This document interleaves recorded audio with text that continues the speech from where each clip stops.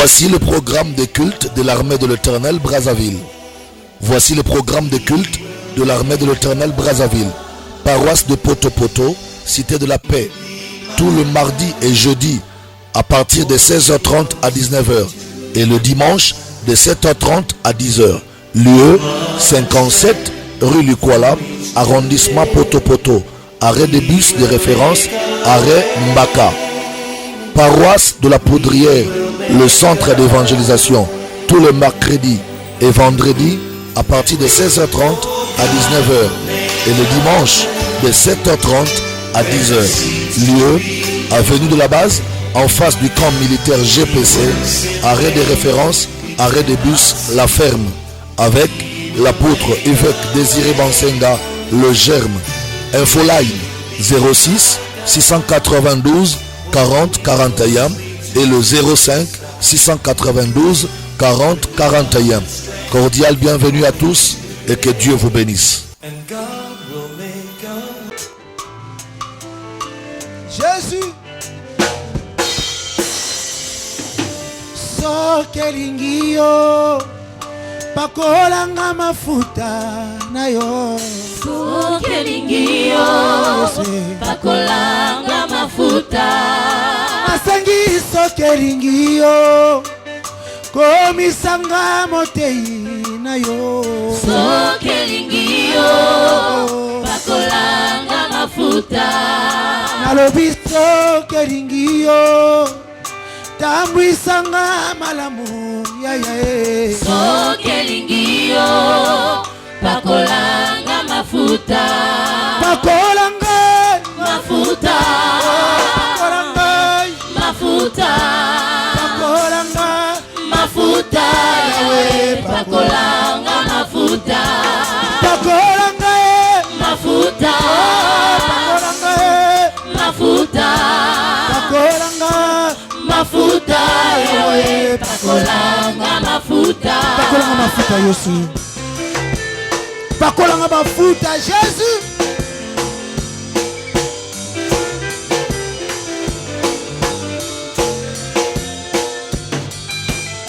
Sokelingio Komisanga motei na yo Sokelingio pakolanga mafuta Nasangi sokelingio Tambwisanga malamu ya Sokelingio pakolanga mafuta Sokelingio Yesu Komisanga mawumbu na yo Sokelingio pakolanga mafuta Nasangi sokelingio Yesu Tambwisanga malamu na banga yo Sokelingio pakolanga mafuta Napokolelo sokelingio Yesu Komisanga moyembi na embakaka yo Sokelingio pakolanga mafuta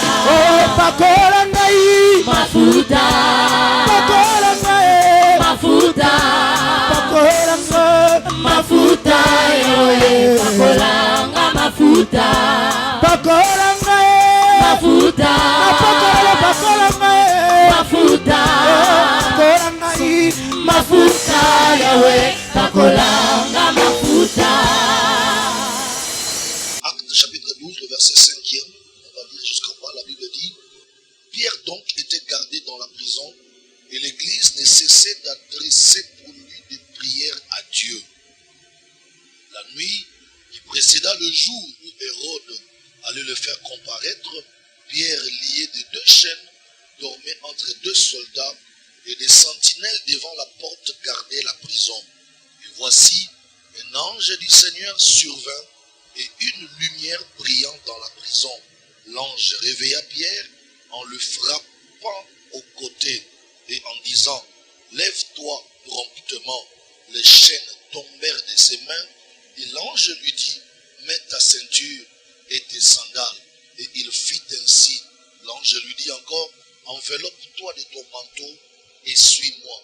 Pierre sortit et le suivit, ne sachant pas que ce qui se faisait par l'ange fut réel et s'imaginant avoir une vision. Lorsqu'ils eurent passé la première garde, puis la seconde, ils arrivèrent à la porte de fer qui mène à la ville et qui s'ouvrit d'elle-même devant eux. Ils sortirent et s'avancèrent dans une rue. Aussitôt l'ange quitta Pierre. Revenu à lui-même, Pierre dit: je vois maintenant d'une manière certaine que le Seigneur a envoyé son ange et qu'il m'a délivré de la main de Hérode et de tout ce que le peuple juif attendait. 12. Après avoir réfléchi, il se dirigea vers la maison de Marie, mère des gens surnommés Marc, où beaucoup de personnes étaient réunies en prière. Il frappa à la porte du vestibule et une servante nommée Rhoda s'approcha pour écouter.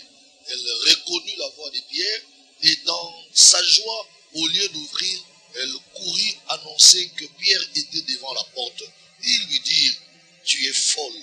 Mais elle affirma que c'était ainsi.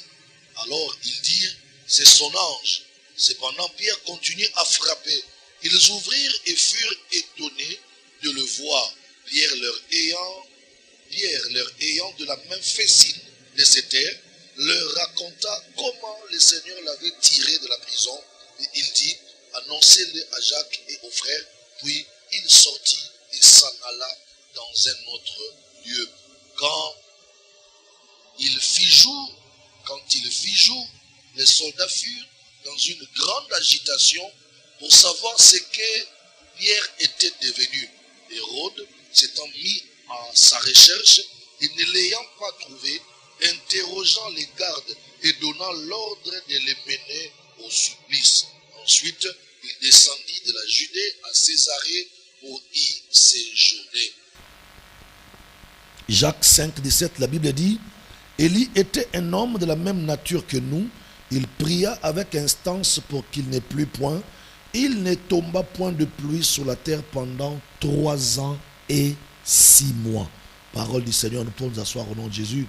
Frères, mais aujourd'hui, je voudrais parler sur les effets de la prière. Les effets de la prière. Nous avons vu que dans les textes que nous venons de lire, d'abord dans Jacques, chapitre 5, le verset 17, on nous dit que Élie, le prophète, était un homme de la même nature que nous, mais il pria avec insistance et la pluie ne tomba point pendant 3 ans et 6 mois. Voyez-vous, c'est un passage qui paraît simple quand vous regardez ça, mais ça vaut la peine d'être approfondi et étudié. On nous dit que Élie était un homme de la même nature que nous, c'est-à-dire qu'il avait les mêmes erreurs, les mêmes fautes, les mêmes faiblesses que nous. Voyez-vous, il était aussi incapable devant certaines choses comme nous. Mais on nous dit qu'il pria. Et quand il pria, la prière lui a rendu capable d'arrêter la pluie pendant 3 ans et 6 mois. Est-ce que vous voyez cela? Donc, avant que Élie ne prie, maman, Élie était comme toi, comme moi, avec des erreurs, des fautes, des faiblesses, des manquements. Mais quand Élie s'est mis à prier, la Bible nous montre comment les dons spirituels ont changé dans la vie d'Élie. Lui qui était naturel comme toi et moi, mais après avoir prié, sa prière lui a rendu capable d'arrêter la pluie pendant 3 ans et 6 mois. Qu'est-ce que, ou bien quel est cet homme qui peut faire des choses comme ça? En tout cas, arrêter la pluie pendant 3 ans et 6 mois, Élie l'a fait. Il a fait ça quand? Lorsqu'il était capable de prier. Mais avant de prier, Élie était un homme naturel, un homme normal. On dit Élie était un homme de la même nature que nous. Voyez-vous, les choses vont changer à quel moment? Quand il pria. C'est quand il pria que Élie va cesser d'être naturel comme nous pour devenir surnaturel. C'est quand il pria que maintenant Élie devient capable ou deviendra capable d'arrêter la pluie pendant 3 ans et 6 mois. Mais avant qu'il ne prie, il était naturel comme tout homme. Voyez-vous que la prière ici vient faire une frontière entre le naturel et le surnaturel d'Élie. C'est-à-dire que pour Élie pour que Élie cesse d'être naturel et qu'il commence à devenir naturel, Élie devrait franchir la barrière de la prière. En fait, si Élie n'avait pas prié, il ne deviendrait pas surnaturel et capable d'arrêter la pluie pendant 3 ans et 6 mois. Donc, avant qu'il priât ou avant qu'il ne prie, il ne pouvait pas arrêter la pluie. Et c'est là où je voudrais exhorter quelqu'un à saisir le mois de juillet comme un mois de redémarrage de ta vie de prière. Voyez-vous, saisissez cette occasion pendant ces enseignements pour que votre vie de prière soit restaurée, recommence encore, redémarre encore. Car celui qui sera capable de prier sera capable d'accomplir les choses que les gens de sa génération n'ont jamais fait. Il était de même nature que nous, mais quand il pria, c'est là où il nous a laissés dans la nature et lui est allé opérer dans les surnaturels. Voyez-vous, quand il ne priait pas, il était avec nous dans la nature, dans le naturel. Mais quand il pria, il cessa d'être dans le naturel pour aller opérer dans le surnaturel. Parce que tu ne peux pas arrêter la pluie pendant 3 ans et 6 mois si tu n'as pas opéré avec les surnaturels. Et c'est comme ça que Jacques a raison de dire que Élie était un homme de la même nature que nous. Il pria. Au fait, c'est ça la frontière. Les choses changent. La déclic commence par le verbe prier. On dit, quand il pria, alors là, il devient capable d'arrêter la pluie pendant 3 ans et 6 mois. Mais avant de prier, il n'était pas capable de faire ça. Je voudrais crier sur cette plateforme et dire à quelqu'un, quand tu seras capable de prier, tu feras ce que les autres ne sont pas capables de faire. Quand tu seras capable de prier, tu atteindras des dimensions que les autres n'ont pas atteintes. Quand tu seras capable de prier, tu iras là où les autres ne peuvent pas aller. Quand tu seras capable de prier, tu vas agir dans la dimension que les autres ne peuvent pas atteindre. La prière nous rend des hommes surnaturels. La prière a fait de lui un homme surnaturel. C'est quand il pria qu'il a été capable, qu'il a été rendu capable de manipuler la pluie. Il dit à la pluie, tu ne tomberas pas ici, sinon à ma parole. Quand Élie a arrêté la pluie, il n'a pas dit à la parole de Dieu. Il a dit à ma parole, moi, homme de prière. Tu ne tomberas pas ici la pluie. Et la pluie a obéi à Élie. Pourquoi? Où est-ce que Élie avait trouvé ce pouvoir de manipuler les climats et les saisons? C'est parce que Élie était capable de prier. Est-ce que je peux parler encore? La Bible dit encore que Josué également était un homme de la même nature que nous. Mais qu'est-ce qu'il a fait? Il arrêta le soleil. Voyez-vous, pourquoi il a fait ça? Tout simplement parce qu'il était capable de prier. Tous ces gens-là sont devenus surnaturels. Ils ont arrêté d'être des naturels pour devenir des surnaturels. Pourquoi? Parce qu'ils ont compris la culture de la prière. Bien-aimé, joue avec celui qui a des diplômes. Ne joue pas avec quelqu'un qui prie. Joue avec un héritier qui a reçu l'argent de ses parents. Mais ne joue pas avec quelqu'un qui a hérité la prière de la Bible. Les hommes de prière sont des hommes dangereux. Est-ce que tu m'entends? Les hommes de prière sont des hommes très dangereux. Il ne faut pas jouer avec eux. Et quelqu'un ne joue plus avec toi. Parce qu'après ce message, tu deviendras surnaturel. Tu deviendras surnaturel. Et s'il faut revenir au texte que je venais de lire tout à l'heure, nous allons voir comment la prière a intervenu, n'est-ce pas, dans la vie de Pierre. On a vu ici que Pierre était placé en prison. Bien aimé, quand vous regardez ces choses, vous comprendrez que c'est vraiment extraordinaire ce que la Bible dit. On nous dit que Pierre était gardé en prison. Il était au milieu de 4 groupes de 4 soldats. 4 groupes ou 4 escouades de 4 soldats chacune. Ça veut dire qu'une escouade avait 4 soldats. Donc quand nous faisons 4 escouades de 4 soldats, c'est des petits calculs. 4 fois 4, ça nous fait combien? 16. Donc Pierre était placé en prison, surveillé par 16 militaires bien formés. Et comme si cela était peu de choses, la Bible dit on lui ajouta des sentinelles et des geôliers pour veiller à ce que Pierre ne quitte pas la prison, qu'il reste là. Et Pierre était gardé en prison dans des conditions très délicates, en tout cas humainement parlant, naturellement parlant. Pierre ne pouvait pas sortir parce que le dispositif de sécurité qu'on avait placé à la prison ne pouvait pas permettre à Pierre de fuir, de s'échapper de la prison. Il y avait des soldats, il y avait des sentinelles, il y avait des geôliers. Et comme si cela était peu de choses, mesdames et messieurs, on ajoute des chaînes aux pieds et aux mains. Pierre lui-même, quand il regarde la manière dont il était enchaîné et comment il était entouré par des gardes, il a désespéré ici, là. Rien ne va changer. Donc, je n'ai même pas besoin de prier. Dans son désespoir, il dort. Mais pendant que Pierre dormait, la Bible dit que l'église qui était restée à la permanence, à la maison là-bas, les frères et sœurs ont compris non. Pierre, la manière dont il a été détenu, la manière dont on l'a gardé à prison, il ne peut pas s'échapper naturellement par la manière des hommes, par le moyen humain. Pierre ne peut pas s'échapper. Il ne pourra pas s'échapper. Oh mon Dieu, qu'est-ce qu'il faut faire? Alors l'église a compris qu'il faut chercher des moyens surnaturels. Parce que par le moyen des avocats, Pierre ne pouvait pas être libéré. Par des moyens de procès, Pierre ne pouvait pas être libéré. Même si on organisait une audience foraine en public pour juger Pierre et qu'il soit acquitté, il n'y avait pas de chance pour que Pierre soit libéré. Alors les moyens humains étaient limités. Les moyens des hommes, les moyens naturels n'étaient pas capables de libérer Pierre de la prison. C'est comme ça que les frères et les sœurs qui étaient à l'église ont compris que nous devons maintenant chercher des moyens qui dépassent les hommes. My God, il est temps pour que chacun de nous commence à chercher maintenant des moyens qui dépassent le moyen des hommes. Bien-aimé, par les moyens des hommes, tu seras déçu. Par les moyens humains, tu ne pourras pas escalader les barrières. Il est temps de chercher des moyens de Dieu. Et les moyens de Dieu, c'est ce que moi j'appelle des moyens surnaturels.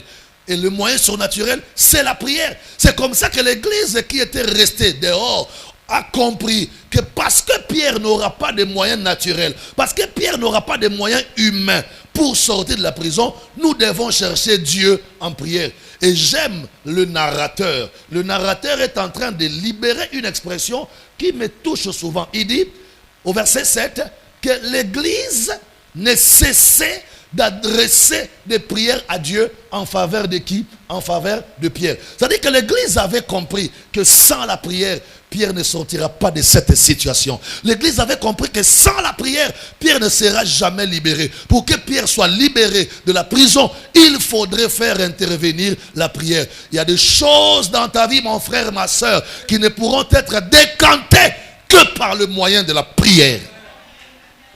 Ça arrive que nos relations deviennent impuissantes. Ça arrive que nos argents deviennent insuffisants. Ça arrive que notre bravoure devienne insuffisante. Mais quand Dieu peut intervenir de nos prières, nous pouvons escalader les barrières et les limitations que la vie nous impose. Il y a des limitations qui ne peuvent pas tomber à cause de l'argent. Il y a des limitations qui ne peuvent pas tomber dans ta vie parce que tu as des relations. Mais il y a des choses qui peuvent se régler dans ta vie parce que tu as intervenu Dieu. Tu as fait appel à Dieu parce que tu as associé Dieu dans ta prière. Et c'est ce que l'église avait compris. La Bible dit, l'église a compris ces choses. L'église a compris que la solution de Pierre n'était pas naturelle, c'était surnaturel. Donc, qui dit surnaturel, il faut gérer ça dans la prière. Alors, l'église ne cessait de prier pour Pierre. Ça veut dire que l'église est rentrée dans une phase, dans une période continuelle de prière. L'église priait régulièrement, tous les jours, matin, midi, soir, en faveur de qui? En faveur de Pierre. Et quand l'église s'est mise à prière sans relâche, avec continuation, là-bas en prison, Pierre a commencé à voir les effets de la prière de l'église. Et c'est ce que je prophétise pour toi. Si tu seras capable de commencer à prier dans ton travail, dans ta maison, dans tes finances, tu verras les effets de ta prière. Bien-aimé, une bombe peut rater la cible. Est-ce que tu m'entends? Une bombe peut rater la cible. Mais la prière d'un chrétien faite avec foi ne ratera jamais la cible. Oh, est-ce que je peux dire ça? Tu sais, on peut tirer un fusil, la balle n'atteint pas la cible. Mais quand quelqu'un s'agenouille, il ferme les yeux, il envoie les mains en l'air, Dieu connaît la cible. La prière ne rate jamais la cible. La prière a une précision extraordinaire. Voyez-vous, la précision de la prière est extraordinaire. C'est vraiment surnaturel. Et l'église a commencé à prier en faveur de Pierre. Et pendant que l'église priait de manière continuelle en faveur de Pierre, là où Pierre était en prison, la Bible dit, il était en train de dormir. Heureusement qu'il dormait et qu'il avait des gens qui priaient pour lui. Mais moi, quand je te regarde, tu n'as pas de gens qui prient pour toi. Tu dois prier seul. Voyez-vous, Pierre était un pasteur, il avait ses fidèles qui priaient pour lui à l'église. Mais toi, tu n'as personne pour toi. C'est toi-même l'intercesseur de toi-même. C'est toi-même l'intercesseur de ta famille. Donc si toi, tu ne pries pas, le surnaturel n'interviendra jamais dans ta vie. Si toi, tu ne pries pas, les choses ne changeront jamais dans ta vie. L'église s'est mise à prier sans cesse pour la vie de Pierre. Et là où Pierre était en prison, la Bible dit pendant qu'il dormait, au verset 7 on nous dit, voici un ange du Seigneur survint et une lumière brilla dans la prison. J'aime ça. Quand l'église priait, le premier effet de la prière de l'église, c'est qu'en prison, il commença à se passer des choses. Frère, tu sais, quand nous prions, on a comme l'impression que rien ne s'opère. On a comme l'impression que rien ne se passe. Au contraire, la vie agit en silence. Voyez-vous? La vie agit en silence. La prière agit en silence. On aura comme l'impression que la prière qu'on fait ne produit rien, ne fait rien, n'agit pas. Mais quand l'église priait sans cesse pour Pierre, la Bible nous dit que là-bas en prison, les effets ont commencé à se manifester. Le premier effet, la Bible dit, Pierre va voir en prison un ange du Seigneur qui apparaît. Et quand l'ange apparaît, la lumière brilla dans la prison. Voyez-vous, la lumière va briller dans la prison de Pierre. Pourquoi? Parce que la prière que l'église faisait a déclenché le premier effet. Le premier effet que la prière de Pierre ou la prière de l'église pour Pierre a déclenché, c'est que cette prière a activé le mouvement des anges, l'activité des anges. Frère, celui qui prie, vouloir ou pas, le diable vivra le mouvement des anges dans ta vie. Voyez-vous, quand on est capable de prier, Dieu sera capable d'agir en toi. Or, quand Dieu agit, ce n'est pas lui-même qui descend et qui vient là où tu es, mais il dépêchera son ange. C'est comme ça que la Bible déclare que quand l'église priait pour Pierre, Dieu envoya en prison un ange. Cet ange-là n'est pas venu comme un touriste. Il n'est pas venu pour faire un tour. Mais cet ange est venu pour accomplir une mission de Dieu en faveur de ceux-là qui priaient pour Pierre. Est-ce que tu m'entends très bien? Le premier effet que la vie de prière va faire dans ta vie, c'est que parce que tu prieras, tu n'opéreras plus seul. Tu ne travailleras plus seul. Les entités invisibles, mais très opératrices, que moi j'appelle les anges, commenceront à travailler avec toi. C'est lui qui prie. Un homme de prière, une femme de prière est capable d'engager les anges de Dieu à son service. Dieu dépêchera des anges. Il commandera à ses anges de venir t'assister, de venir te secourir et de venir apporter quelque chose de plus dans ta vie. Parce que l'église n'arrêtait pas de prier. La Bible nous montre que le Seigneur dépêcha un ange. Cet ange est descendu dans la prison là où Pierre était. Tu sais, je vais vous dire une chose. Il y a des gens qui prient.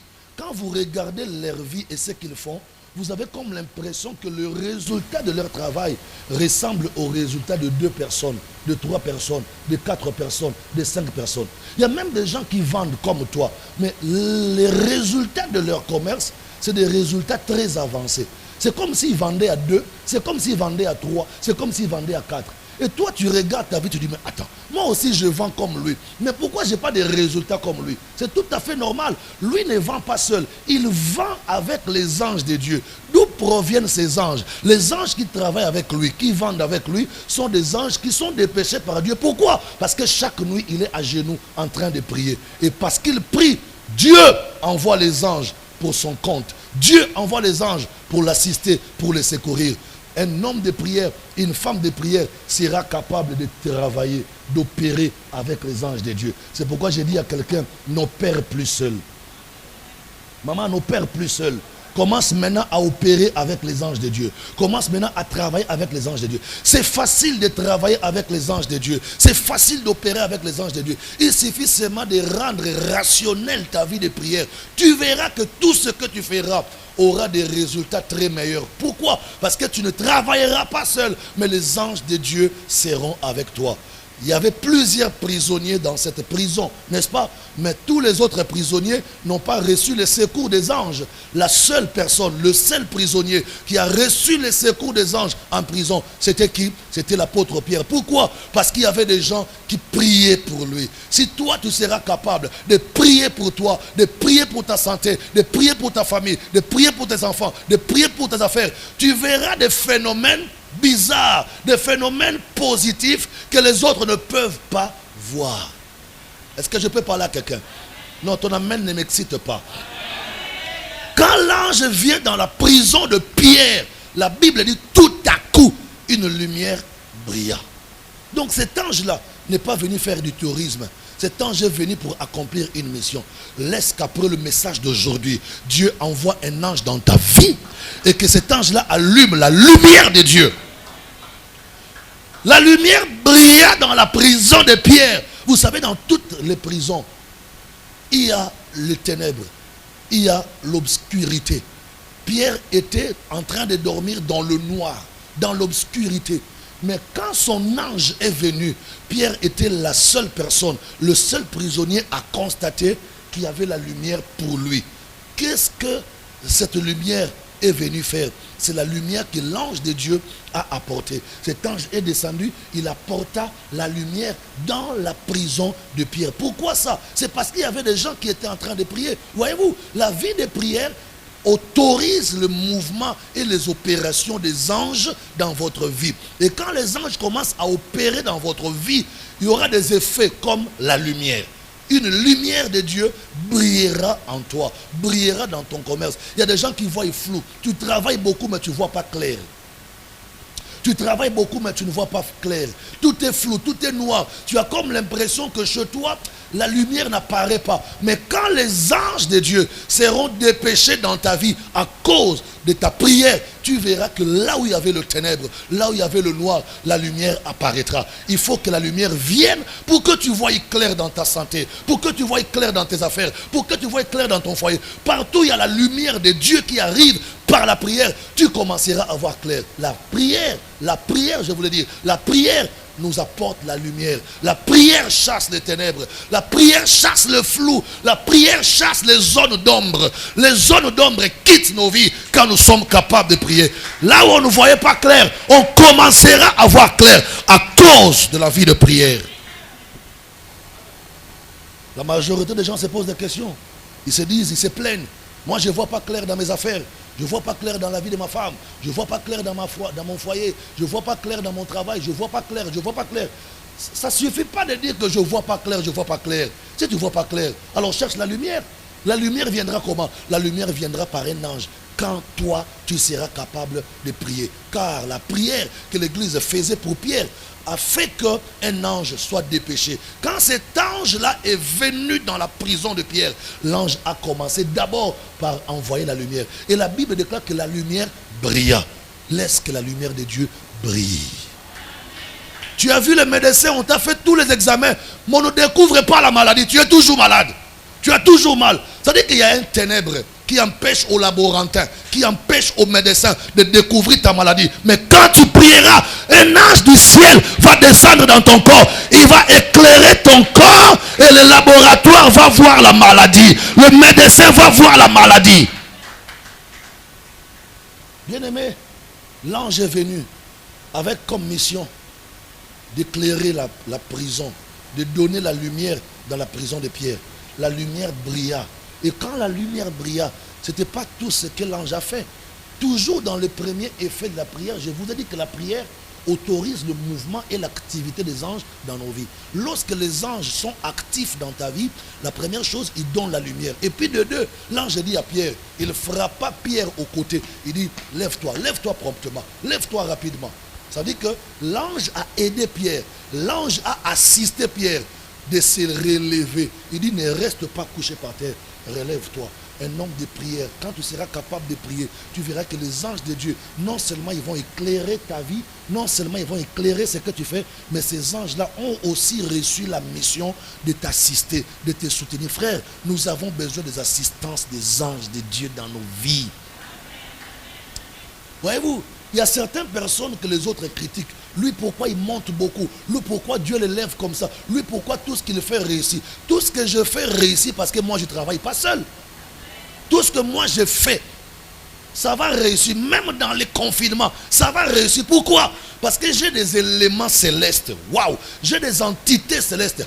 J'ai des esprits célestes qu'on appelle des anges qui viennent travailler avec moi. On n'est pas pareil. Dis à ton voisin, on n'est pas pareil. Ton voisin travaille seul. C'est pourquoi la vie est lourde pour lui.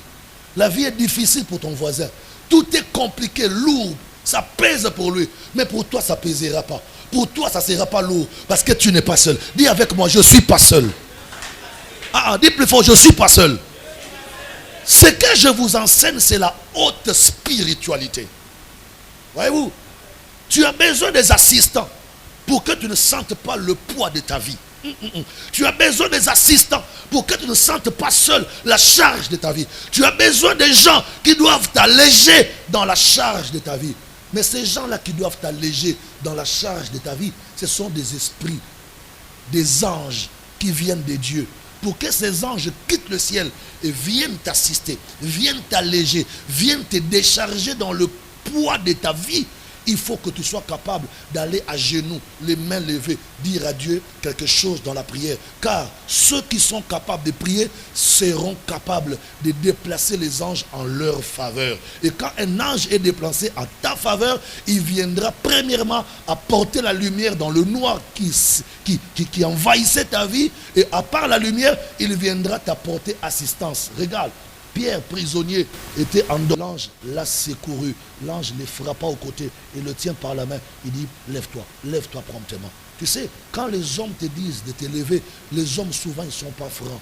Un homme te dira par ta bouche, lève-toi, mais dans son cœur, il ne veut pas que tu te lèves. Un homme peut te dire, je veux t'aider à monter, mais dans son cœur, il va t'aider à tomber. Mais quand c'est l'ange de Dieu qui vient te relever, il te relèvera réellement. Pourquoi? Parce qu'il a reçu de ton papa la mission de te remettre debout.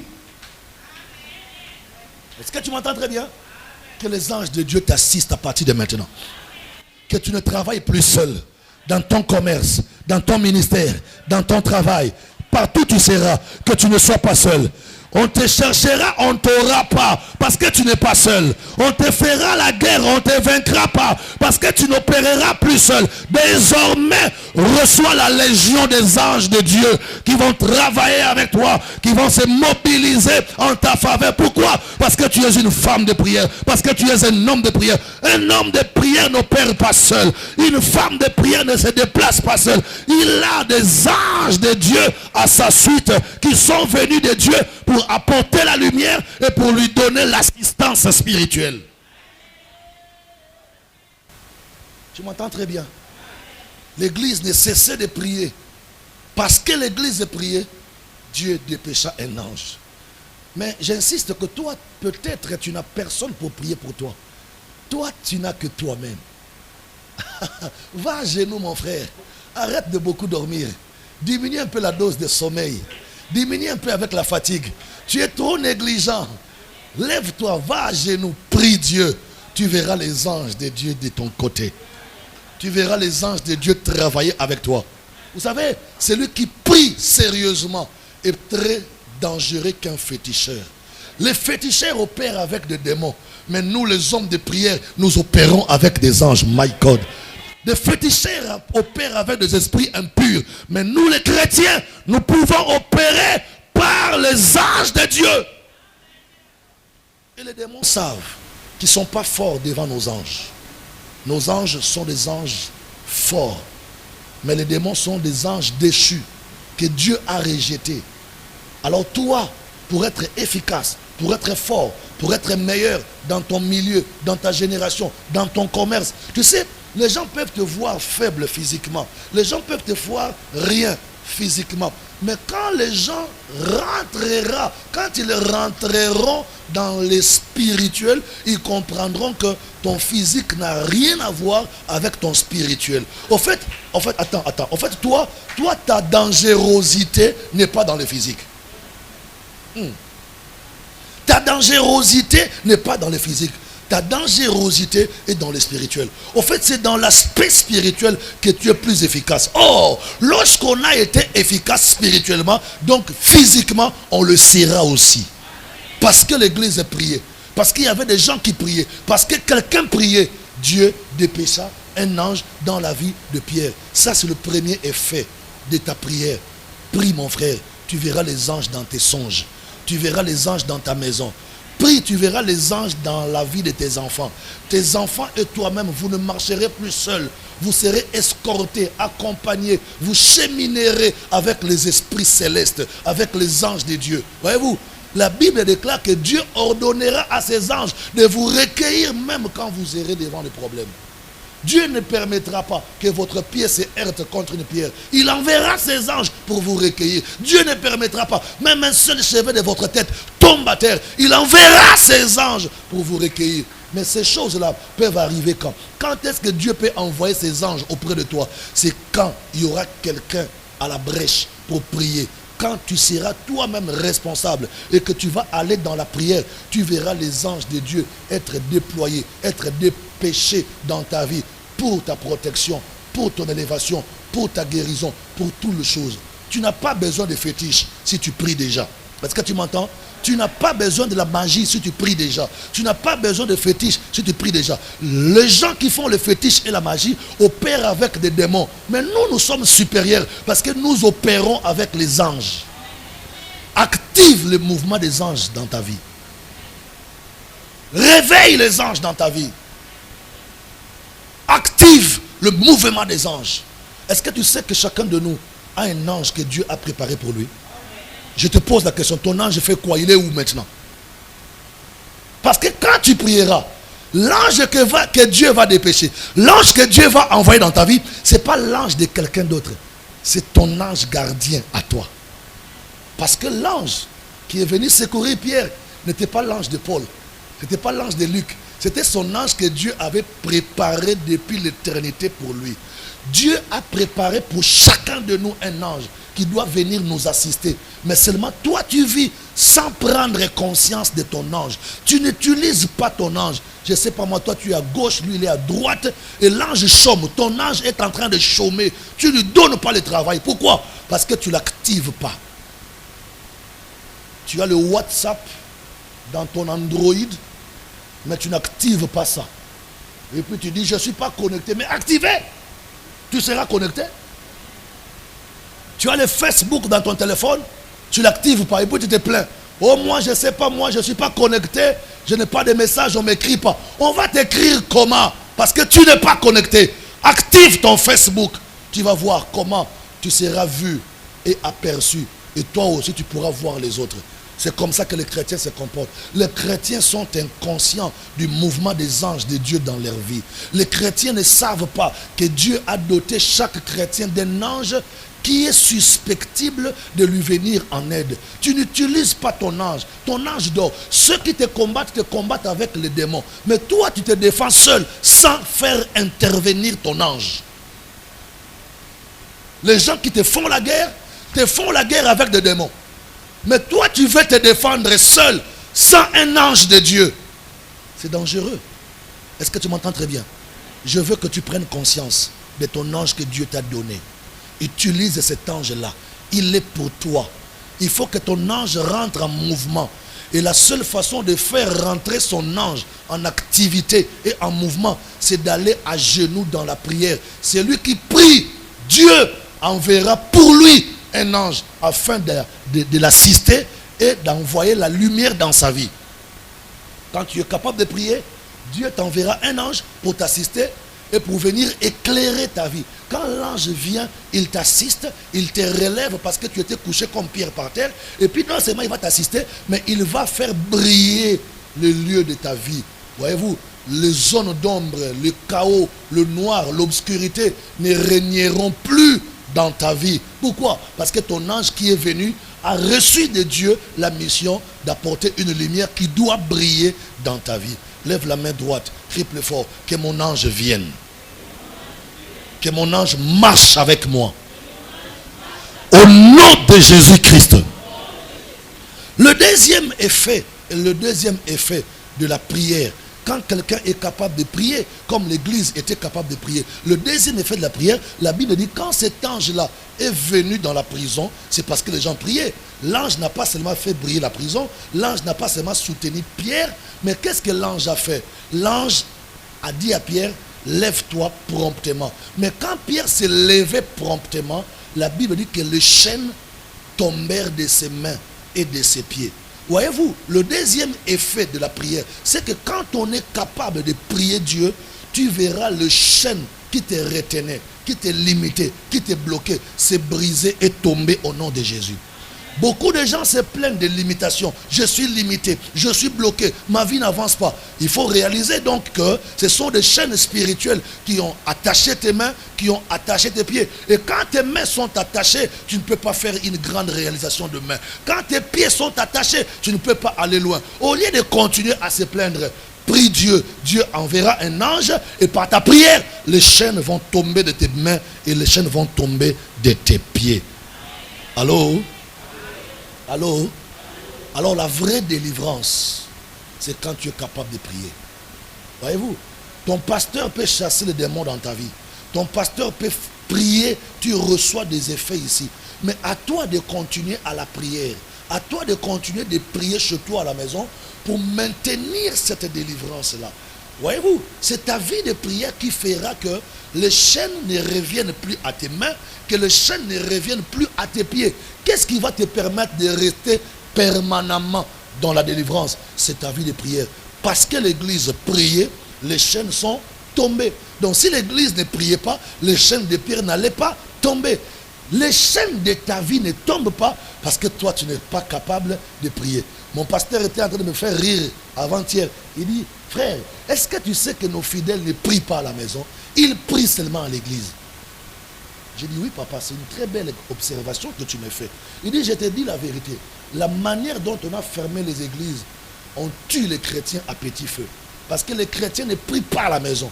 Le seul endroit où les chrétiens sont conscients dans la prière, c'est quand ils sont devant les pasteurs à l'église. Tu ne m'as pas dit amen parce que c'est ton cas. C'est ce que tu fais à la maison, voilà pourquoi tu ne m'as pas dit amen. Tu ne pries pas à la maison. Le bon moment de ta prière, c'est quand les pasteurs dirigent la prière ici. Chasser, prier, invoquer le feu, le sang de Jésus, le Saint-Esprit. C'est ça ton bon moment de prière. Même si tu pries à la maison, ce n'est pas avec la pression que tu as ici. Tu pries à la maison, oui, mais pas avec la même pression comme à l'église. C'est-à-dire que l'église était devenue pour nous un bon cadre de la défense, un bon cadre de prière. Voyez-vous? Et quand quelqu'un n'est pas capable de prier, il ne sera pas capable de voir les chaînes tomber de ses mains et tomber de ses pieds. Bien-aimé, tu veux voir ta délivrance? Il faut prier. Tu veux voir les ouvertures, tu veux voir les redémarrages de ta vie. Prends ta vie de prière au sérieux. Voyez-vous, fais-toi un programme de prière chaque jour.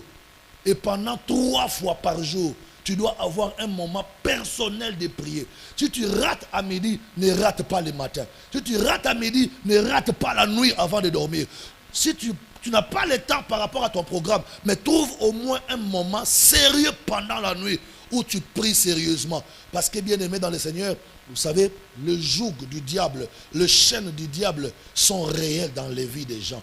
Vous verrez quelqu'un qui travaille beaucoup, mais son travail ne lui donne pas de bons bénéfices. Vous verrez quelqu'un qui est très intelligent, mais il ne peut pas décrocher le diplôme de bac, de licence, même de BTS. Et pourtant, il est intelligent. N'avez-vous pas appris, n'avez-vous pas écouté ou entendu quelqu'un qui montre aux autres les leçons en classe, mais lui-même échoue au bac, les autres là qu'il montrait passent? Voyez-vous, les gens qui apprennent aux autres le travail au bureau, au service, à la fonction publique, ils ne montent jamais de promotion, ils ne montent jamais de grade. Mais les gens à qui vous apprenez le travail, ils deviennent des sous-directeurs, des directeurs, et toi, l'ancien des SAIO, qui encadre les stagiaires que toi tu as encadrés sont devenus tes chefs. Toi tu restes toujours là. à la formation, tu ne montes jamais. Tu ne peux pas comprendre qu'il y a les chaînes du diable qui empêchent que tu ailles loin, qui empêchent que tu montes. Bien aimé, les chaînes sont réelles. Il ne faudrait pas vous embrouiller, il ne faut pas vous distraire. Les chaînes spirituelles sont vraies. Il y a des gens qui sont dans les chaînes. Et la seule façon de faire tomber les chaînes, il faut que la prière intervienne. Quand la prière interviendra, les chaînes vont tomber de nos mains, les chaînes vont tomber de nos pieds. Le deuxième effet de la prière, c'est ça. Quand l'église a prié, premièrement, l'ange est venu, l'ange a éclairé la prison, l'ange a soutenu Pierre. Deuxième effet, quand la prière était en train de continuer avec l'église, parce que l'église ne cessait d'adresser à Dieu des prières pour Pierre, quand l'église continuait à prier, on a vu que Pierre n'est plus resté dans les chaînes. Pierre a vu que les chaînes sont tombées de ses mains et les chaînes sont tombées de ses pieds. Pourquoi? Parce qu'il y avait des gens qui priaient. Est-ce que tu peux prendre la décision de commencer à prier pour ta vie aussi? Est-ce que tu peux prendre la décision de refaire ta vie de prière pour que les chaînes n'aient plus des effets dans ta vie, pour que les chaînes ne soient plus présentes dans ta vie? Et ça ne s'arrête pas là. La troisième chose, le troisième effet de la prière dans la vie de Pierre, parce que pendant tout ce temps-là que Pierre a vu l'ange dans sa prison, la Bible dit l'église ne cessait de prier. Est-ce que tu peux dire après moi, l'église ne cessait de prier? Répète maintenant, moi je ne cesserai de prier pour moi-même. Voilà. Parce que Pierre était en prison et que l'église ne cessait de prier pour lui, Pierre a vu un troisième effet de la prière. Mais lui-même ne savait pas que les choses qu'il était en train de vivre étaient provoquées par la prière. Parce que là où les gens priaient, lui ne savait pas. Il ne savait pas qu'on priait pour lui, mais il vivait seulement des effets. Le troisième effet, quand l'ange dit à Pierre, lève-toi, les chaînes tombèrent de ses mains et de ses pieds. La troisième chose que Pierre va voir, l'ange lui dit, revêt ta ceinture, remets tes sandales et ton manteau.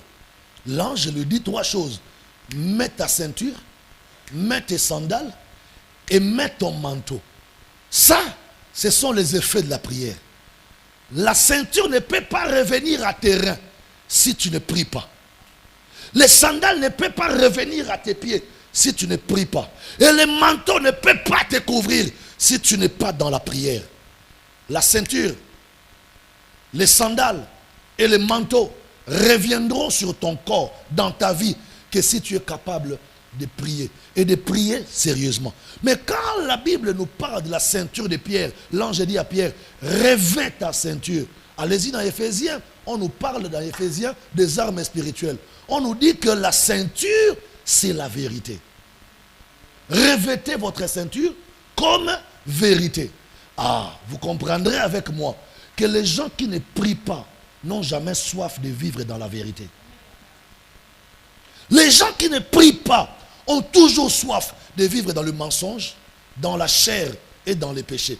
La seule chose qui peut briser le mensonge, la chair, les péchés en nous, c'est la vie de prière. C'est comme ça que tu vas remarquer, quand ta vie de prière baisse, le péché revient en toi. Oh. Je vais vous dire une chose, sans vous avoir peur, sans avoir peur de vous. Moi, je sais qu'après le confinement, quand nous allons reprendre nos cultes normales, il y a certains fidèles que je ne verrai plus à l'église. Je suis conscient que je vais perdre beaucoup de fidèles quand le confinement va finir. Pourquoi? Parce que pendant le temps de confinement, ils ne priaient pas. L'esprit, la vérité, la soif de Dieu a disparu. La chair est montée.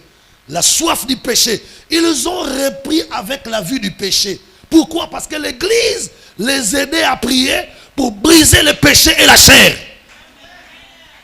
Voyez-vous? Maintenant qu'ils ne prient pas, la chair est renée.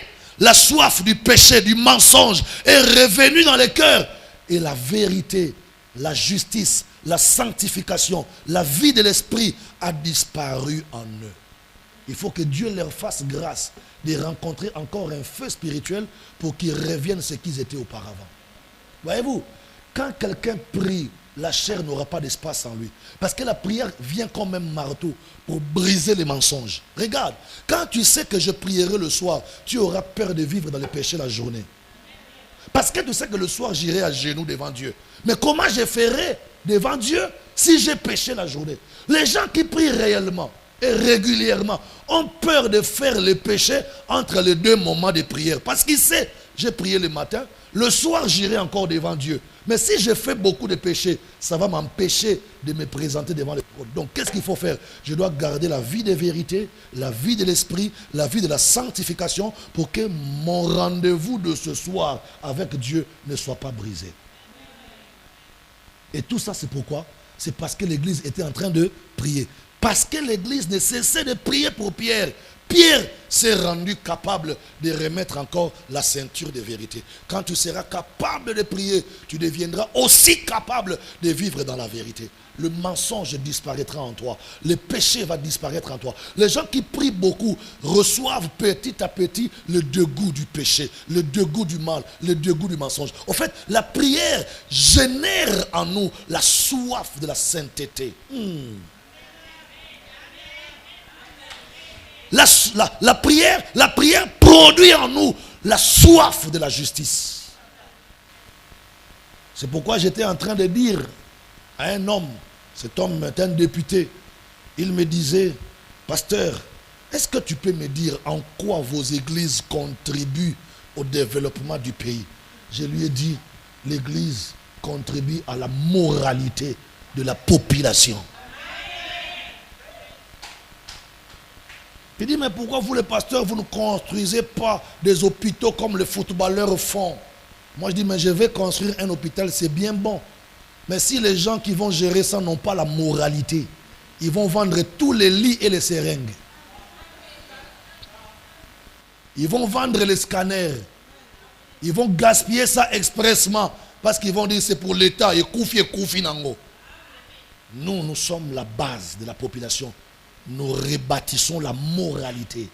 Nous travaillons l'intégrité de la population. Et je suis fier d'être un éducateur de masse. C'est un métier noble que Dieu m'a donné. Je suis un éducateur de masse. Je prends la masse qui a un Dieu qui existe et qu'il faut le prier. Et quand tu prieras ces dieux-là, la prière va générer en toi la crainte de Dieu, la soif de la vérité. Parce que l'église priait, Pierre s'est retrouvé capable de prendre sa ceinture, de remettre. Et pourtant Pierre, quand il est rentré à prison, il a fait quoi? Il a enlevé la ceinture, il a jeté. Ça veut dire que la vérité n'était... Maman, tu sais, quand tu es prisonnier, c'est difficile de vivre dans la vérité. Les prisonniers mentent toujours. Il peut dire au gardien, je vais aller faire pipi. Je vais aller faire... Or, il ment, il ne va pas aller faire pipi. Il va seulement faire un tour dehors pour prendre de l'air. Les prisonniers mentent. Il peut te dire, je n'ai pas de téléphone, mais regarde dans ses bagages. Il a un téléphone sans complexe. Il appelle sa femme, ses enfants à la maison. En prison, non, en prison, c'est difficile de vivre dans la vérité. En prison, laisse. C'est un monde de mensonges. Il n'y a pas de vérité en prison. C'est pourquoi Jésus a dit, j'étais en prison. Tu n'es pas venu me rendre visite. Un endroit où les gens doivent aller beaucoup prêcher, c'est en prison. Parce que là-bas, les gens enlèvent la vérité. Ils jettent par terre. Un prisonnier peut mentir pour qu'il soit libéré.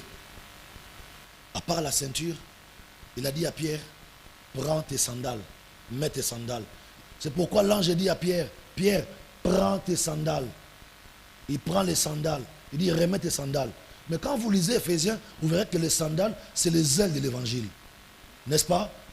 Le courage et le pouvoir de servir Dieu. Maintenant, quand quelqu'un ne prie pas, quand quelqu'un n'a plus de vie de prière, il ne sera jamais capable, je vous dis, n'est-ce pas, de servir Dieu. Tu vas voir, quand ta vie de prière va baisser, ton pouvoir, ton courage de servir Dieu va diminuer. Beaucoup de gens ont la volonté de servir Dieu, mais ils n'ont pas le courage et le pouvoir. Et pourtant, ils ont la volonté. La volonté est là, mais le courage et le pouvoir n'est pas là. Pourquoi? Parce qu'ils n'ont pas de vie de prière. Mais tu verras, quand ta vie de prière augmente, même le courage de sortir aller évangéliser revient en toi. Pierre avait peur pour témoigner de Jésus. Une femme lui a dit, toi aussi tu étais parmi les gens qui étaient avec Jésus. Pierre a dit, moi avec Jésus, je ne connais pas ce Jésus-là. Il a renié Jésus. Et puis Pierre a regretté d'avoir renié Jésus. C'est-à-dire que dans son cœur, il n'avait pas la volonté de renier Jésus. Mais il a manqué le courage et le pouvoir de témoigner Jésus. Mais tu verras le même Pierre, après avoir resté en prière dans la chambre haute avec les autres apôtres, quand la Pentecôte est venue, lui le même Pierre qui avait peur la fois passée est sorti, il servait, il prêchait, il criait le nom de Jésus sans avoir peur. Où est-ce que Pierre a reçu ce pouvoir et ce courage? C'est dans la vie de prière. Frère, on peut vouloir servir Dieu, on peut aimer les choses de Dieu, mais quand tu ne pries pas, tu manqueras le courage et le pouvoir de servir Dieu. C'est ça le sandal. L'ange dit à Pierre, remets tes sandales, remets tes sandales. Ça veut dire, remets ton courage, remets ton pouvoir de servir Dieu. Dieu nous rendra capables de le servir quand nous serons capables de prier. Ça ne s'arrête pas là, il dit, revêt aussi ton manteau. Je suis toujours au troisième effet de la prière. Remets aussi ton manteau. Le manteau, c'est quoi? Le manteau, c'est l'identité de l'apôtre. Il était apôtre, mais quand il est rentré en prison, on lui a ravi son identité d'apôtre. C'est-à-dire là-bas, il n'opérait pas comme un apôtre, il opérait comme un prisonnier. On lui a ravi son onction d'apôtre.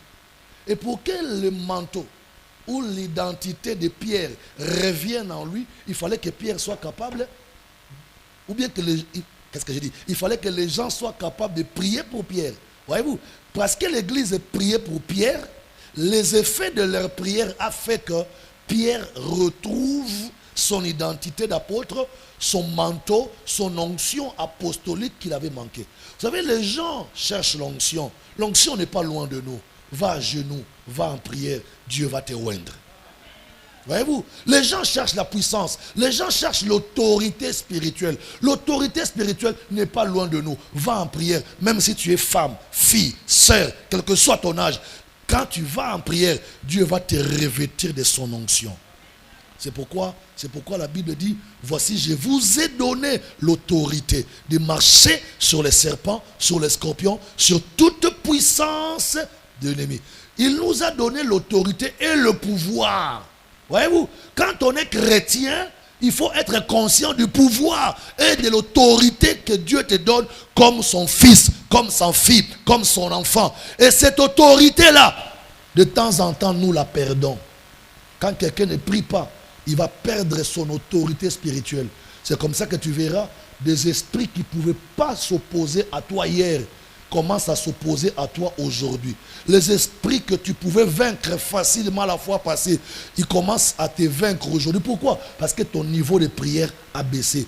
Remets ta prière en haut. Tu verras que ton onction, ton autorité spirituelle, ton pouvoir spirituel, ta puissance spirituelle va redevenir au top. Et tu marcheras sur les serpents, tu marcheras sur les scorpions, tu marcheras sur toute catégorie des esprits et rien ne saura te nuire.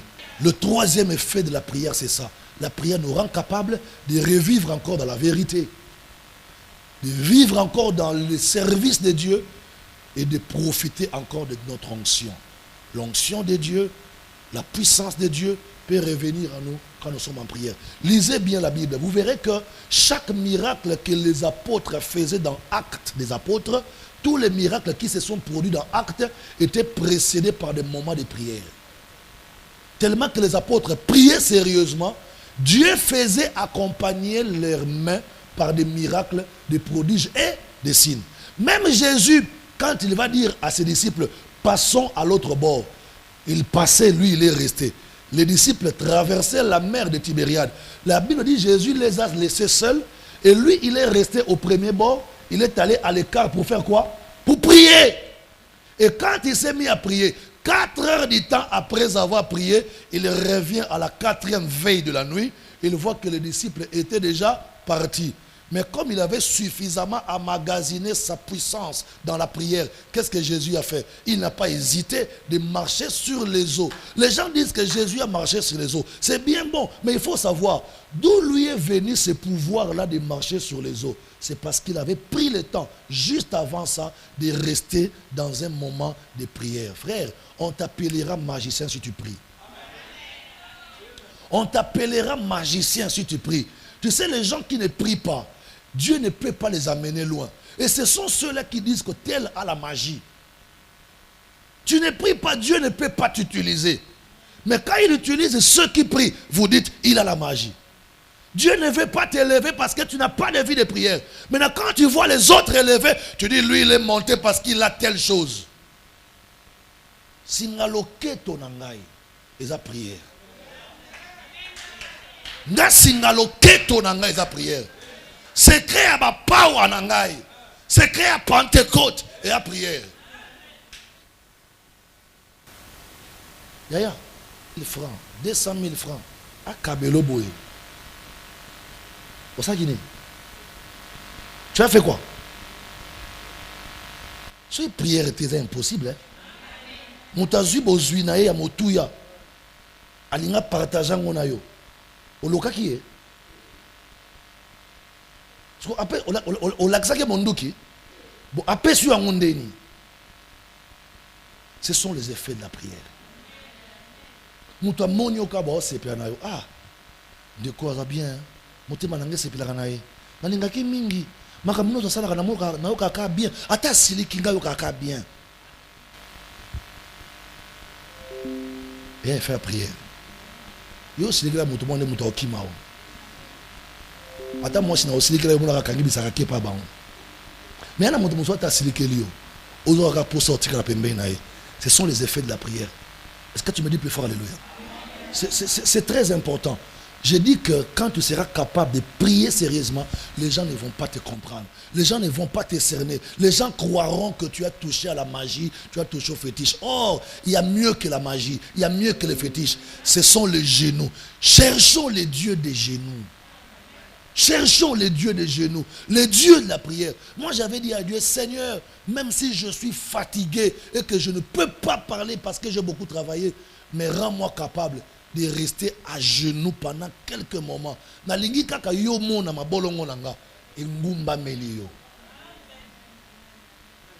Et c'est ça le grand secret. Le quatrième secret, je vais m'arrêter là aujourd'hui parce que je vais continuer mardi. Le quatrième secret, quand l'église continue à prier, n'est-ce pas? Parce qu'on dit que l'église n'a pas cessé d'adresser des prières à Dieu pour prière. Quand l'église continue à prier, non seulement l'ange a demandé à Pierre de remettre son manteau, sa ceinture et ses sandales, mais l'ange a dit quoi à Pierre? Il dit, Pierre, maintenant que tu as remis ton manteau, suis-moi. Pourquoi? Parce que tu es prisonnier, tu as reçu la délivrance, mais tu ne connais pas la voie qui va t'amener en ville. Il faut me suivre. Le quatrième effet de la prière dirige quelqu'un. La prière conduit quelqu'un. La prière te montrera la voie à suivre. Beaucoup de gens sont perdus dans leur vie. Beaucoup de gens sont perdus dans leur vie parce qu'ils n'ont pas associé la prière quand ils voulaient prendre des décisions. Tu t'es décidé seul pour accepter un homme. Tu t'es décidé seul pour te marier. Tu t'es décidé seul pour voyager. Mais tu n'as pas prié pour consulter Dieu. L'église priait pour Pierre. Et la conséquence de cette prière est que l'ange va dire à Pierre, je vais te montrer le chemin. Suis-moi. La raison pour laquelle beaucoup de gens sont perdus dans la vie. Beaucoup de gens sont récupérés par le diable. Beaucoup de gens sont récupérés par le diable. La raison pour laquelle, c'est parce qu'ils ne sont pas capables de prier. Ils n'associent pas Dieu dans la direction qu'ils veulent prendre au moyen de la prière. Yaya, avancer dans la vie, c'est bien. Mais tu avances dans quelle direction? Il y a des gens hier, on le croyait avancer dans la vie. On le croyait aller loin. Mais aujourd'hui, le diable a tout détruit en eux. Le diable a tout récupéré. Pourquoi? Parce qu'ils avançaient, oui, mais ils sont avancés dans la mauvaise direction. La voie qu'ils avaient empruntée n'était pas la voie de la vie, c'était la voie de la mort. Avancer, c'est bien, mais avancer dans quelle direction? Oh, j'avance, tant mieux. Mais tu avances dans quelle direction? Oh, je progresse. Oui, gloire à Dieu, tu progresses. Mais tu progresses vers quelle destination? Parce que Proverbe dit ceci. La voie peut paraître bien pour quelqu'un au début, mais son issue sera très dangereuse. Proverbe. Proverbe 14, 12. Proverbe 14, 12. La Bible dit, telle voie paraît droite à un homme, mais son issue, c'est la voie de la mort. Est-ce que tu entends ça? Tel chemin paraît droit pour toi, mais son issue, sa fin, c'est la mort. C'est-à-dire que ça peut arriver dans ta vie, tu dis, le chemin là est bon pour moi. Pour moi, en tant qu'homme, la voie là est très bien. Je vais suivre ça. Mais à l'issue, à la fin de cette voie ou de ce chemin, ce n'est pas le bien qui t'attend, c'est la mort qui t'attend. C'est pourquoi il ne faut jamais t'engager dans une direction et avancer sans consulter Dieu. La Bible dit dans Ésaïe chapitre 30, le verset 1er, malheur aux enfants rebelles qui prennent des engagements, qui font des alliances et qui prennent des décisions sans me consulter, moi leur Dieu. Ton Dieu est omniscient. Ça veut dire, il connaît tout. Toi, tu ne connais pas tout. Tu connais ton passé, d'où tu viens. Tu connais ton présent, ce que tu es. Mais tu ne connais pas où est-ce que tu iras demain. Et ce que tu seras demain. Mais Dieu connaît là où c'est bon pour toi demain. Dieu connaît là où tu dois partir demain. Dieu connaît ça. Alors, va auprès de Dieu. Consulte Dieu. Seigneur, je vais progresser. Seigneur, je vais commencer ma course. Seigneur, je vais démarrer. Je vais marcher. Donne-moi la direction. Quelle direction je dois prendre pour ne pas arriver à la mort, mais arriver à la vie, à la joie. La Bible dit que les voies de Dieu amènent à la paix, à la joie et à la vie. Mais les voies des hommes amènent à la mort. Tes voies peuvent t'amener à la mort. Mais les voies de Dieu amènent à la paix, à la joie et à la vie. Voyez-vous? Donc, avancer c'est bien, mais il faut avancer dans la direction que Dieu veut pour toi. C'est comme ça que Lot a détruit sa vie. Il s'est séparé d'Abraham. Il a dit, moi, je dois progresser plus vite que le vieux Abraham. Il choisit pour lui. La Bible dit, j'aime ce que l'écrivain dit. Il choisit pour lui la plaine entièrement arrosée du Jourdain. Il a choisi la plaine lui-même, sans consulter Dieu. Il a choisi pour lui la plaine du Jourdain. Mais quand Abraham, le vieux Baal, le vieux père, est resté, est-ce qu'il est allé à gauche? Il est allé à droite? Abraham n'a pas bougé, hein? Même pas d'un centimètre. Abraham est resté là où l'autre l'avait abandonné. Il attendait quoi? Vous pensez qu'Abraham avait le temps à perdre? Mais pourquoi il a préféré attendre là? Parce qu'Abraham se disait, chaque pas que je ferai dans ma vie sans Dieu est un pas perdu. Voyez-vous? Chaque progrès, chaque avancement que tu feras dans ta vie, en dehors de la direction de Dieu, est un échec. C'est comme ça qu'Abraham est resté quelque temps après avoir prié. Quand il a prié, Dieu va se révéler à Abraham pour lui dire, Abraham, maintenant je vais te montrer là où tu vas aller. Regarde, à partir de là où tu es, regarde à gauche, à droite, le nord, le sud, je te donne ça, c'est pour toi. Voyez-vous, Abraham s'est levé, il parcourut le pays. C'est-à-dire, Abraham a commencé son mouvement après avoir connu la direction que Dieu lui a montrée.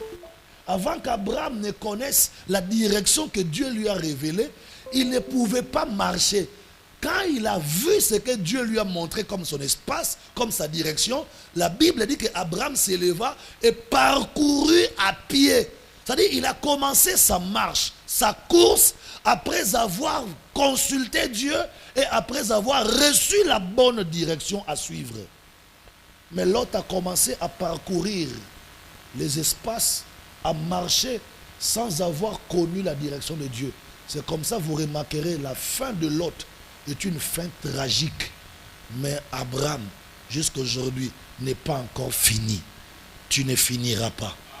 Même quand tu mourras, on parlera de toi par tes enfants. On parlera de toi par tes petits-enfants. Tu ne finiras pas. Pourquoi? Parce que la voie que tu vas prendre, c'est la voie de Dieu qui apportera bonheur à toi, à tes enfants, aux enfants de tes enfants, jusqu'à la 1e génération. Proverbe 12, 15 dit, la voie de l'insensé est droite à ses yeux. La voie des Zoba est bon à ses yeux. Le chemin d'un insensé est très bon à ses yeux. C'est ce que la Bible déclare. Mais celui qui écoute les conseils est sage. Qui est un insensé? C'est celui qui n'aime pas les conseils de Dieu. Dieu a des choses à te donner comme conseil. Dieu a des choses à te dire. Frère, ne fais aucune alliance sans consulter Dieu. Ne commence pas une démarche sans consulter Dieu. Dieu parle tantôt d'une manière, tantôt d'une autre. S'il ne te parle pas en vision, il te parlera autrement. S'il ne te parle pas en prophétie, il te parlera autrement. Si Dieu ne te parle pas en vision, prophétie et que sais-je encore, il peut te parler par la lecture de faits. Ça, c'est un langage que les gens ignorent souvent. Dieu parle par la lecture des faits. Il y a certains faits que tu constates, que tu vois, qui sont un langage. Dieu dit non parce que tu as vu, ou Dieu dit oui parce que tu as vu. Il faut être sage et avoir le discernement des esprits, comme les fils d'Isaacar. Ils n'écoutaient pas la voix de Dieu, mais ils savaient discerner le fait et les circonstances de la vie. Dieu nous parle par des circonstances, Dieu nous parle par des situations. Dieu peut te dire non, pas en parole, pas en prophétie, mais par un événement qui t'arrive. Dieu peut te dire oui, pas en parole, pas en songe, pas en prophétie, mais par un fait que tu as constaté. C'est pourquoi la Bible dit que Dieu parle tantôt d'une manière, tantôt d'une autre. Mais c'est nous les hommes qui ne faisons jamais attention à ce que Dieu est en train de nous dire. Tu me dis plus fort, alléluia. Alors je clôture pour fermer ma Bible dans Proverbe 16, verset 9. Là-bas, tu vas aimer. Proverbe 16, verset 9. Écoutez comment la Bible dit.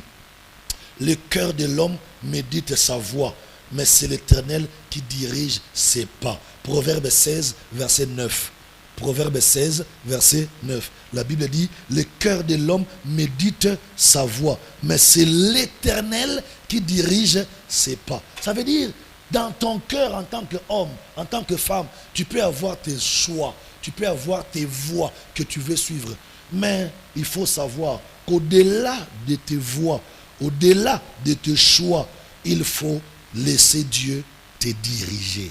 Parce que le cœur de l'homme peut méditer son chemin, le cœur de l'homme peut méditer sa voie, mais c'est l'Éternel qui dirige. Laisse Dieu te diriger, laisse Dieu te conduire, laisse Dieu t'amener. La Bible dit que l'Éternel est mon berger, je ne manquerai de rien. Est-ce que tu entends ça? Il me dirige dans des eaux paisibles, dans des verts pâturages, il me fait reposer. Voyez-vous, Dieu assurera le repos et la prise en charge de toute personne qui s'abandonne entre ses mains. J'ai parlé et je vous remercie. Voici le programme de culte de l'armée de l'Éternel Brazzaville. Voici le programme de culte de l'armée de l'Éternel Brazzaville. Paroisse de Poto Poto, Cité de la Paix. Tout le mardi et jeudi à partir de 16h30 à 19h. Et le dimanche de 7h30 à 10h. Lieu 57 rue Lukwala, arrondissement Poto Poto. Arrêt de bus de référence, arrêt Mbaka. Paroisse de la Poudrière, le centre d'évangélisation, tous les mercredis et vendredis à partir de 16h30 à 19h et le dimanche de 7h30 à 10h. Lieu, avenue de la Base, en face du camp militaire GPC, arrêt de référence, arrêt de bus La Ferme, avec l'apôtre évêque Désiré Bansenga, le Germe. Infoline 06 692 40 41 et le 05 692 40 41. Cordial bienvenue à tous et que Dieu vous bénisse.